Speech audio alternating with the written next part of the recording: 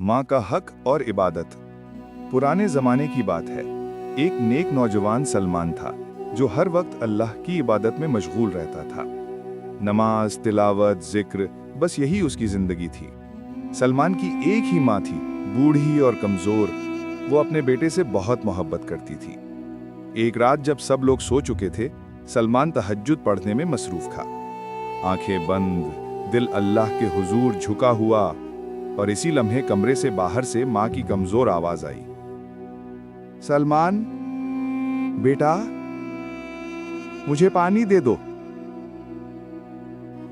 सलमान ने आवाज़ सुनी मगर दिल में ख्याल आया, मैं तो नफिल इबादत में हूँ, पहले नमाज मुकम्मल कर लेता हूँ, फिर पानी दे दूंगा।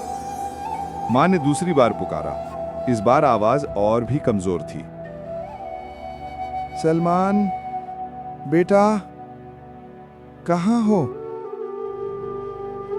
सलमान ने फिर सोचा, बस 2 रुकत रह गई हैं, माँ इंतजार कर लेगी।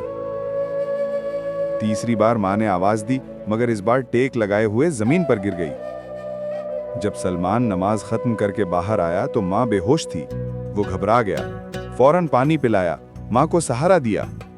माँ ने आंखें खोली, हल्की सी मुस्कुराहट आई मगर आंखों में पानी था। माँ ने कहा, बेटा, अल्लाह इबादत से भी ज्यादा माँ बाप की खिदमत पर खुश होता है। मैंने सिर्फ पानी मांगा था। सलमान की आंखों से बेख्तियार आंसू बहने लगे। वो माँ के कदमों में गिर पड़ा। अम्मी, मुझे माफ कर दे। मैंने समझा इबादत ज्यादा जरूरी है,